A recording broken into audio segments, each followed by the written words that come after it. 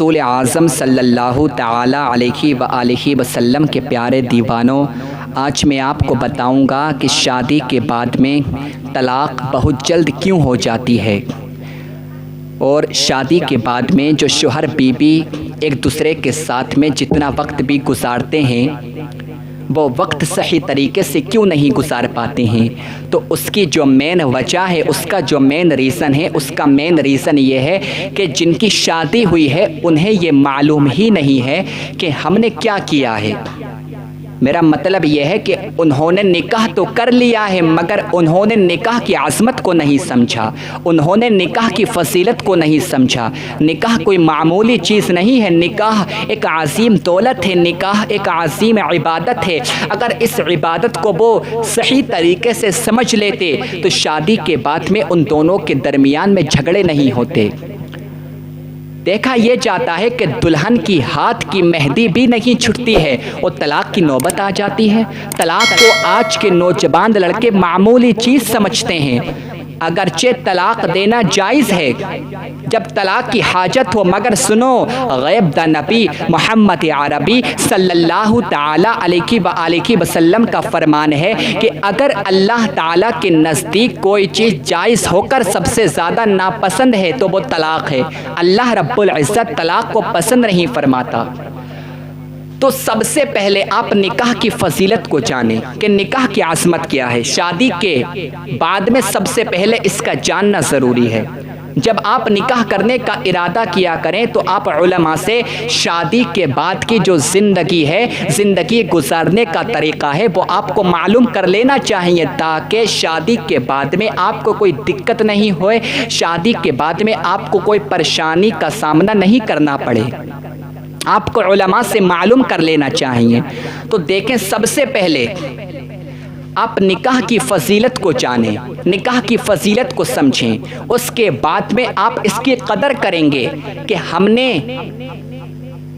کتنا مبارک کام کیا ہے، ہم کتنے پاکیزہ رشتے میں آ چکے ہیں، کیونکہ نکاح ایک عظیم عبادت ہے۔ نکاح کرنا یہ ایک عظیم عبادت ہے، نکاح ایک عظیم دولت ہے، اور شوہر اور بیوی کا رشتہ یہ محبت کا رشتہ ہوتا ہے، شوہر اور بیوی کا رشتہ یہ پاکیزہ رشتہ ہوتا ہے۔ جب وہ اس رشتے کی اہمیت کو سمجھیں گے، جب وہ اس رشتے کی فضیلت کو سمجھیں گے تو ان دونوں کے درمیان زیادہ جھگڑے نہیں ہوں گے اور نہ طلاق کی نوبت آئے گی۔ سب سے پہلے آپ یہ سنو، آقا کریم صلی اللہ علیہ وآلہ وسلم ارشاد فرماتے ہیں، النکاح من سنتی، نکاح کرنا میری سنت ہے۔ جو استطاعت رکھتا ہے، جو مال رکھتا ہے، وہ نکاح نہ کرے تو وہ ہم میں سے نہیں ہے۔ آقا ارشاد فرماتے ہیں، النکاح نصف الایمان، نکاح کرنا آدھا ایمان ہے۔ آپ دیکھیں، آج ہم نماز پڑھتے ہیں، آج ہم روزہ رکھتے ہیں، آج ہم حج کرتے ہیں، آج ہم زکوٰۃ دیتے ہیں۔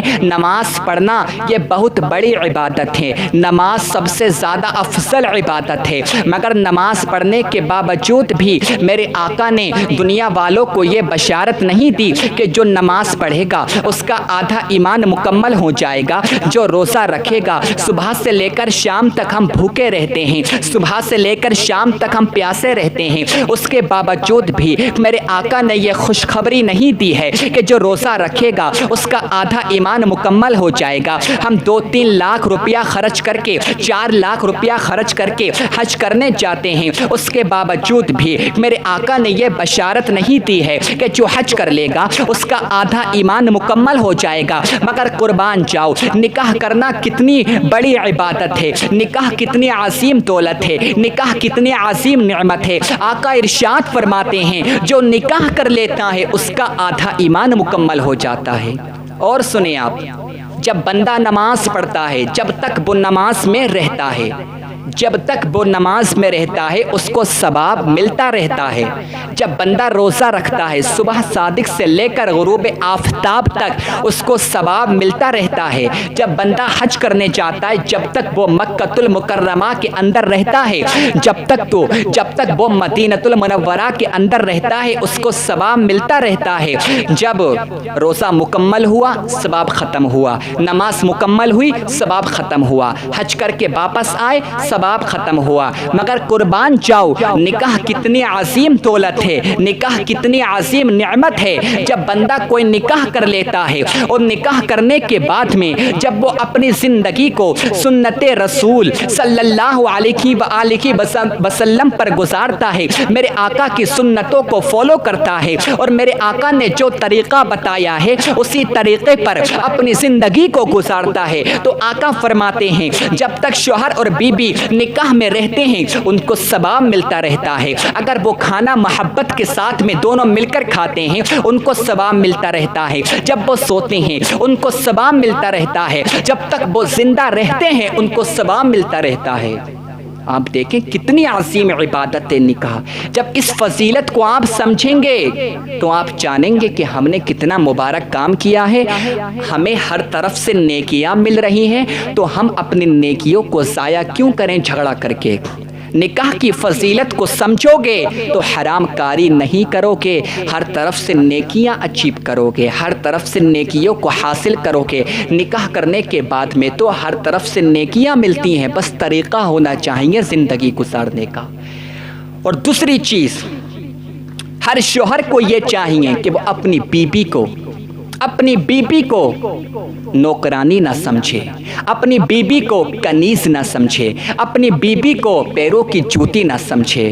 یار وہ پیروں کی جوتی نہیں ہے، میں یہ نہیں کہتا کہ تم اس کو اپنے سر پہ بٹھا دو، مگر اتنا سن لو بیویاں نہ سر پہ رکھنے کی چیز ہیں، بیویاں نہ پیروں میں رکھنے کی چیز ہیں، بیویاں دل میں بسانے کی چیز ہیں، بیویاں محبت کرنے کی چیز ہیں۔ اور ہر شوہر کو چاہیے کہ وہ اپنی بیوی کی ہر خواہش کو پورا کرے، اپنی بیوی کی ہر تمنا کو پورا کرے، کیونکہ وہ اپنے ماں باپ کو چھوڑ کر آئی ہے، وہ اپنے بھائی کو چھوڑ کر آئی ہے، وہ اپنی بہن کو چھوڑ کر آئی ہے۔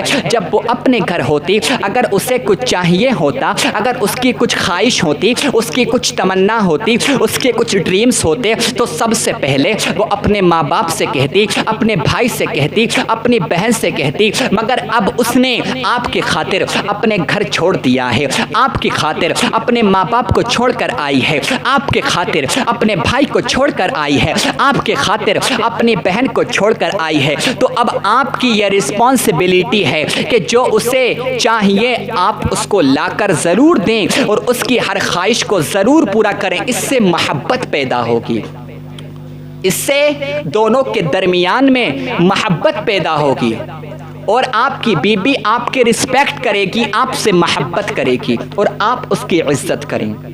ہو سکے تو آپ اپنی بیوی سے جب بھی بات کریں تو آپ کہہ کر بات کریں۔ آج کے نوجوانوں کا حال یہ تو کہہ کر بات کرتے ہیں، اس سے محبت میں کمی آ جاتی ہے۔ یار ہمارا جو مذہب ہے اس نے ہمیں ادب سکھایا ہے، جس نبی کے ہم فالوور ہیں اس نبی نے ہمیں ادب سکھایا ہے، تو اپنی بیوی سے اگر آپ ادب سے بات کرو گے، آپ کہہ کر بات کرو گے، تو آپ کی انسلٹ تو نہیں ہوگی، آپ کی بے عزتی تو نہیں ہوگی، آپ کی شان تو نہیں گھٹے گی۔ تو آپ جب بھی اپنی بیوی سے بات کریں تو ادب کے دائرے میں رہ کر بات کریں، اس سے محبت بڑھے گی۔ میں ابھی شوہر کے حقوق بیان کر رہا ہوں جو اس کے اوپر بیوی کے حقوق ہیں، شوہر کے اوپر جو بیوی کے حقوق ہیں ان حقوق کو بیان کر رہا ہوں، اور آپ سنیں۔ جب شوہر کھانا کھائے، اگر کھانے میں نمک تیز ہو جائے، نمک کم ہو جائے، تو ان چھوٹی چھوٹی باتوں پر وہ اپنی بیوی پر غصہ نہ کریں، اس سے اونچی آواز میں بات نہ کرے۔ اگر وہ اونچی آواز میں بات کرے گا تو اس سے محبت میں کمی آ جائے گی۔ رشتے کو سمجھو کتنا پاکیزہ رشتہ ہے، کتنا مبارک رشتہ ہے، اس رشتے کو معمولی رشتہ مت سمجھو، اس مبارک رشتے کو کوئی معمولی رشتہ مت سمجھو، محبت سے رہا کرو۔ جس طریقے سے تم دوستوں کے ساتھ رہتے ہو، جس طریقے سے تم دوستوں سے بات کرتے ہو، اسی طریقے سے اپنی بیوی سے بات کرو۔ اور سنو، اگر تم بہت بڑے متقی پرہیزگار ہو، اگر تم بہت بڑے عبادت گزار ہو، نفل عبادت کرتے ہو، تو اگر نفل عبادت آپ اتنی کرتے ہو کہ آپ اپنی بیوی کو ٹائم نہیں دے پاتے ہو تو آپ کے اوپر یہ واجب ہے آپ نفل عبادت کو ترک کریں, آپ اپنی بیوی کو ٹائم دیں. خدا کی قسم آپ نفل عبادت کرو گے, اس کو چھوڑ کر آپ اپنی بیوی کو ٹائم دو گے تو نفل عبادت سے زیادہ آپ کو ثواب بیوی کو ٹائم دینے میں ملے گا. یہ آقا کا فرمان ہے تو قدر کرنا چاہیے. یہ حقوق ہیں شوہر کے اوپر ایک بیوی کے, اور اس کی ہر جائز مراد کو پورا کرنا چاہیے, اس سے ادب سے بولنا چاہیے. وہ آپ کی بیوی ہے, کوئی نوکرانی نہیں ہے. وہ آپ کی بیوی ہے, کوئی آپ کے گھر کی نوکرانی نہیں ہے. وہ آپ کی بیوی ہے, وہ آپ کی کنیز نہیں ہے. اس سے محبت سے بات کرو. اور اب ہر عورت کو چاہیے کہ وہ اپنے شوہر سے محبت کرے, اس کے رسپیکٹ کرے, کیونکہ شادی کے بعد میں لڑکی کا اگر سب سے زیادہ حق کسی کے اوپر ہوتا ہے تو شوہر کے اوپر ہوتا ہے, اور سب سے زیادہ اگر وہ کسی کا کہنا مانے گی تو اپنے شوہر کا کہنا مانے گی. اپنے باپ سے زیادہ, اپنی ماں سے زیادہ اپنے شوہر کا کہنا مانے گی. اپنے شوہر کی بغیر اجازت وہ گھر سے نہیں جا سکتی ہے. تو ہر عورت کو چاہیے کہ وہ اپنے شوہر کی بغیر اجازت گھر سے باہر قدم نہ نکالے. اس سے دونوں کے درمیان محبت پیدا ہوگی, اس سے دونوں کے درمیان پیار پیدا ہوگا. اور جب وہ اپنے شوہر سے کسی چیز کا مطالبہ کرے, کسی چیز کی خواہش کرے تو اس کی تنخواہ کو دیکھ کر کرے, کتنا کماتا ہے اس کی کمائی کو دیکھ کر کرے, اس کی کمائی دیکھ کر کرے. کیونکہ آج کی عورتوں کا یہ حال ہے کہ اگر پڑوس میں کوئی مہنگا سوٹ پہن لیتا ہے تو اس کو دیکھ کر اپنے شوہر سے مطالبہ کرتی ہیں, اپنے شوہر کو اپنی خواہش بتاتی ہیں, اپنے شوہر کو اپنا خواب بتاتی ہیں کہ ہم نے ایسا ایسا دیکھا ہے, ہمیں وہی چاہیے. اب چاہے تمہارے شوہر کی اوقات ہو کیا نہیں ہو, تم زبردستی کرو گی, تم ضد کرو گی تو اس سے جھگڑا پیدا ہوگا. تو سمجھا کرو کہ تمہارے شوہر کی کتنی تنخواہ ہے, تمہارے شوہر کی کتنی حیثیت ہے, اس کی حیثیت کو دیکھ کر اس سے مطالبہ کرو. جو وہ لا سکتا ہے اسی چیز کا مطالبہ کرنا یہ ہر عورت کے اوپر ضروری ہے. اگر اس کی تنخواہ سے بڑھ کر وہ مطالبہ کرے گی تو یہ شوہر پسند نہیں کرے گا, پھر جھگڑا ہوگا, اور جھگڑا اس حد تک بڑھ جائے گا کہ طلاق کی نوبت آ جائے گی. اور بغیر اجازت اپنے شوہر کے کبھی گھر سے مت نکلنا, کبھی گھر سے مت نکلنا, کیونکہ غیب دا نبی محمد عربی صلی اللہ علیہ وآلہ وسلم ارشاد فرماتے ہیں جو عورتیں بغیر اجازت اپنے شوہر کے گھر سے نکلتی ہیں ایسی عورتوں پر اللہ کی لعنت ہوتی ہے, ایسی عورتوں پر فرشتوں کی لعنت ہوتی ہے.